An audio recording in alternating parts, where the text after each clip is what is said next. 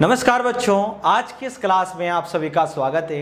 यह हमारी class 10th का जो सेकंड चैप्टर है अम्ल, सार्क एंड लवण, उसका लास्ट सेशन रहने वाला है, जिसमें आज हम बात करने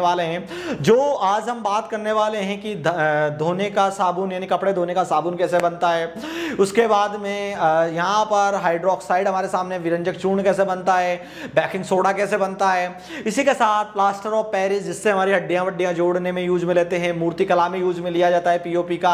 इसके बाद में काफी मकान में सजावट के सामान बनाने में यूज में लिया जाता है, वो कैसे बनते हैं। इनकी आज हम रासायनिक केमिकल रिएक्शंस को पढ़ेंगे यहां पर, और साथ ही इनके साथ में क्या क्या प्रोडक्ट्स को, क्या क्या चीज को यूज में लिया जाता है, वो आज हम बात करने वाले हैं। ये क्लास 10 का लास्ट सेशन रहने वाला है। आई होप आपको चैप्टर सेकंड का लास्ट सेशन पसंद आए, तो प्लीज वीडियो को लाइक एंड शेयर जरूर करें और चैनल को सब्सक्राइब जरूर करें। तो चलिए बच्चों, आज की इस क्लास को शुरू कर लेते हैं। यहां पर हमारे सामने बच्चों, यहां हमने फर्स्ट में क्या लिया है, आज मैं आपको जो बताने वाला हूं, आज हम जो प्रोडक्ट यहां पर यूज में लेंगे वो लेंगे साधारण नमक से रासायनिक। यहां पर हमने लिया, फर्स्ट हमारे सामने आया सोडियम हाइड्रोक्साइड हमने लिया, यहाँ पर हमने विरंजक चूर्ण लिया, इधर बेकिंग सोडा हमने लिया, यहाँ पर धोने का सोडा हमने लिया, और यहाँ पर प्लास्टर ऑफ पेरिस हमने यहाँ पर लिया। ये कैसे बनते हैं इसके बारे में आज हम बात करते हैं। चलिए फर्स्ट हम बनाने की प्रक्रिया देखते हैं किसकी, सोडियम ऑक्साइड की। सोडियम हाइड्रोक्साइड की हम बनाने की प्रक्रिया को, केमिकल रिएक्शन को देखते हैं, तो यहां पर कुछ इस टाइप से हमारे सामने आती है।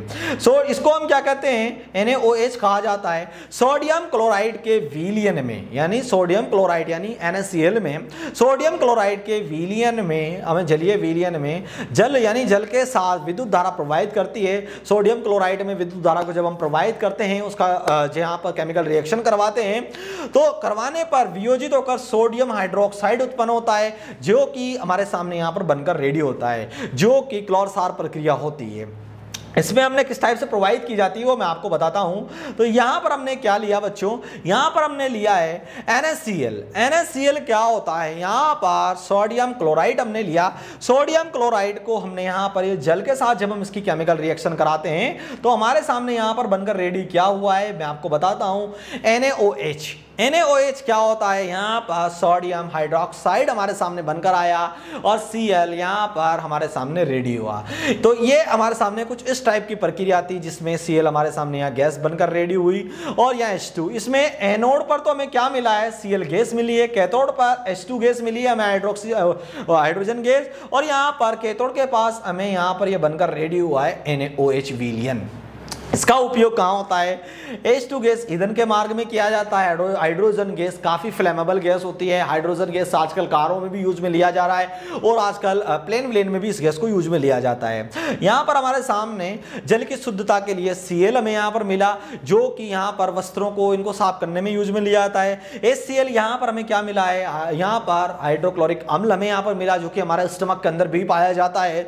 और NaOH, जो कि हमें यहाँ पर जो मेन प्रोडक्ट हमने लिया है सोडियम हाइड्रोक्साइड, वो हमारे सामने यहां पर बनकर रेडी हुआ है। तो ये कुछ इस टाइप से यहां पर प्रक्रिया थी जो आपने देखी। नेक्स्ट अगर हम बात करते हैं यहां पर विरंजक चूर्ण की, हम बात करते हैं कि विरंजक चूर्ण हम कैसे बनाते हैं। तो यहाँ शुष्क यानी बुझे हुए चूने से, बुझे हुए चूने यानी CaOH2 बुझा हुआ चूना है, यानी ये यहाँ पर CaOH2 कैल्शियम हाइड्रोक्साइड हमारे सामने है। इस पर हम क्लोरीन की यहाँ पर हम क्रिया कराते हैं, यहाँ पर क्रिया से विरंजक चूर्ण का निर्माण होता है। तो यहाँ पर हमने क्या लिया, यहाँ पर कैल्शियम हाइड्रोक्साइड लिया, प्लस हमें यहाँ पर Cl हमने यहाँ पर यूज में लिया।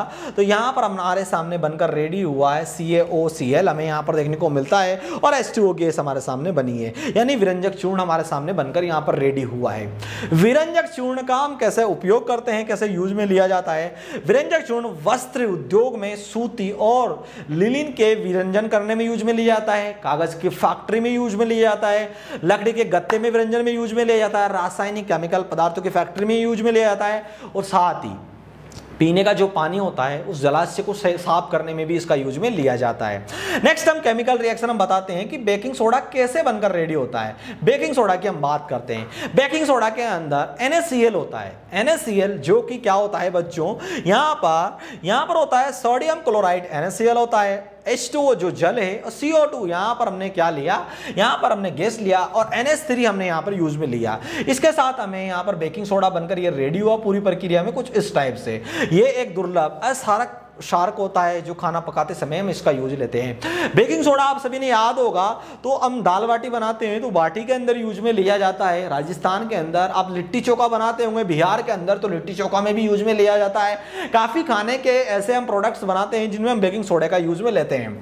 फिलहाल मैं एज ए होम साइंस का स्टूडेंट नहीं हूँ, इसलिए मुझे होम साइंस के बारे में रिलेटेड इन्फॉर्मेशन तो नहीं है। इन फ्यूचर में वो भी नॉलेज ले लेंगे, इन फ्यूचर में क्लासेस भी ला सकते हैं हम, अच्छा लगता है तो। बाकी फिलहाल तो मैं उसकी नॉलेज नहीं है बेकिंग सोडा किस किस चीज़ में यूज में लिया जाता है। बाकी दाल बाटी में, यहाँ खाने वाले पदार्थों में काफ़ी जगह बनने में, यहाँ पर ढोकला उनमें उसमें भी यूज में लिया जाता है, लिट्टी चोखा में यूज में लिया जाता हो। आई थिंक अगर आप बिहार से हो तो आपको नॉलेज होगी।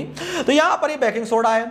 इसी के साथ दोस्तों हमने इसका उपयोग किस किस चीज़ में लिया है, बेकिंग पाउडर बनाने में बेकिंग सोडा और टार्ट्रिक। टार्ट्रिक अम्ल किसमें पाया जाता है, जो कि इमली के अंदर पाया जाता है। टार्ट्रिक अम्ल, टार्ट्रिक एसिड, उन दोनों को मिलाने से बेकिंग पाउडर बनता है। इसका उपयोग हमें यहाँ H2O gas, hydrogen oxide gas के अंदर यूज में लिया जाता है। इसके साथ ही ये एक एंटी एसिड के रूप में घटक होता है, एंटी एसिड होता है, और इसका उपयोग सोडा अम्ल अग्नाशय में भी किया जाता है। यहाँ पर धोने का सोडा, यानी धोने का सोडा, कपड़े धोने का साबुन, यहाँ पर कैसे बनता है। यहाँ पर ये है दोस्तों सोडियम कार्बोनेट। सोडियम कार्बोनेट के पुनः क्रिस्टलीकरण करने से धोने का सोडा प्राप्त होता है। ये एक क्षारीय लवण होता है जिसे Na2CO3 कहा जाता है, और इसके साथ जल के 10 अणु यहाँ पर हमें मिलते हैं। 10 यहाँ पर हमें देखने को मिलता है, तो Na2CO3 10H2O हमारे सामने यहाँ पर बनकर रेडी हुआ है। जो ये बनकर रेडी हुआ है ये है दोस्तों कपड़े धोने का साबुन।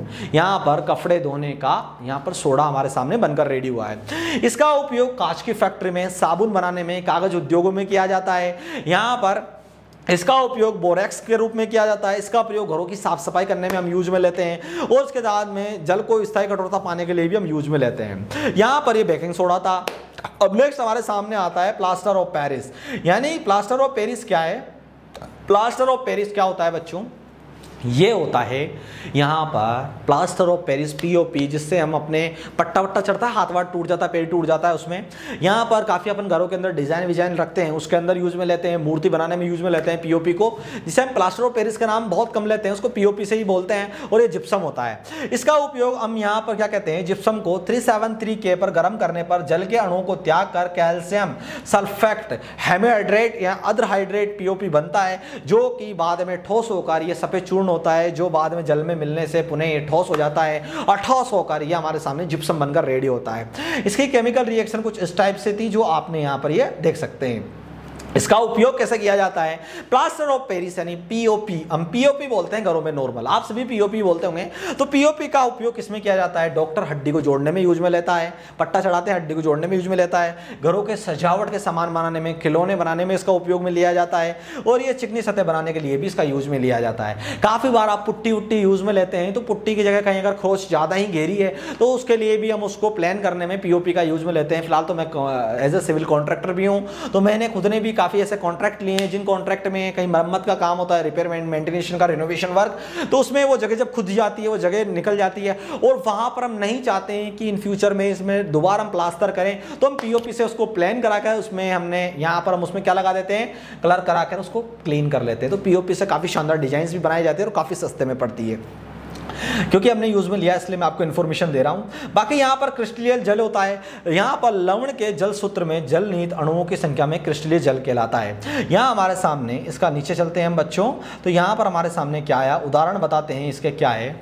CuSO4, यहाँ पर CuSO4 और यहाँ क्या है, CuSO4 जो होता है कॉपर सल्फेट होता है, CuSO4 5H2O, जिसे हम क्या कहते हैं कॉपर सल्फेट पेटाहाइड्रेट बोला जाता है, जिसमें जल के अणुओं की संख्या 5 होती है, H2O जल होता है और उसमें संख्या कितनी है 5। वहीं यहाँ पर NaCO3 10H2O, यहाँ पर H2O को नॉर्मल भाषा में आप जल कहते हैं और ये 10 है, तो 10 यहाँ जल के अणुओं की संख्या कितनी है 10।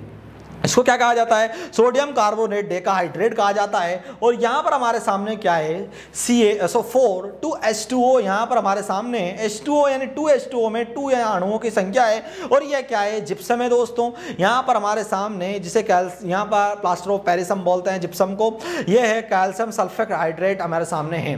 तो ये हमारे सामने क्लास 10th का लास्ट चैप्टर आई होप खत्म हो चुका है। ये जो अति महत्वपूर्ण क्वेश्चन है, ये क्वेश्चन फिलहाल अभी हम क्लियर नहीं कर रहे हैं, इन फ्यूचर में हम क्लियर करेंगे करेंगे, क्योंकि इन फ्यूचर में हमारे जो सेशंस आएंगे जिसमें फिलहाल तो हम कंप्लीट आपको एक नॉर्मल वाइज वीडियोस पूरी कंप्लीट करेंगे जिसमें आपको ऑल ऑफ इन्फॉर्मेशन मिलेगी। इन फ्यूचर में जब हमारे सेशंस आएंगे जिसमें आपको क्लास 10th की इन्फॉर्मेशन मिलेगी, वो आप देखना चाहें तो आप हमें कमेंट बॉक्स में कमेंट करके जरूर बताएं, जिसमें आपको कंप्लीट इन्फॉर्मेशन देंगे हम हर एक पार्ट को, जिसमें उसके क्वेश्चंस भी हम आपके सामने लाएंगे, आपका लाइव टेस्ट भी लेंगे। इन फ्यूचर में हम हमारी ऐप भी लॉन्च करने वाले हैं, तो हम हमारा जो एक ऐप लॉन्च करेंगे जिसमें फ्री ऑफ कॉस्ट आप वहाँ पर क्लास 11th 10th और यहाँ पर इन फ्यूचर में 9th भी एंड 12th भी हम क्लियर करेंगे। तो यानी 8th से लेकर 12th तक की हम नॉलेज फ्री ऑफ कॉस्ट हम प्रोवाइड कराएंगे आपको, जिसमें किसी भी तरह का कोई भी पैसा कोई भी चार्ज देने की जरूरत नहीं है। उसके लिए आप हमारे चैनल को सब्सक्राइब करें, वीडियो को लाइक एंड शेयर करें और वीडियो को ज़्यादा से ज़्यादा दोस्तों के पास जरूर पहुँचाएं। ये क्लास को देखने के लिए आई होप अगर आपको पसंद आए हो तो वीडियो को लाइक एंड शेयर जरूर करें। नेक्स्ट सेशन जो हमारा रहने वाला है वो चैप्टर नंबर यहाँ पर 3rd हम स्टार्ट करेंगे, चैप्टर नंबर 3rd की क्लास रहने वाली है। तो आप हमारे चैनल को सब्सक्राइब करें, वीडियो को लाइक एंड शेयर करें और वीडियो को देखने के लिए आप सभी बच्चों का बहुत बहुत धन्यवाद। Thank you for watching in this video.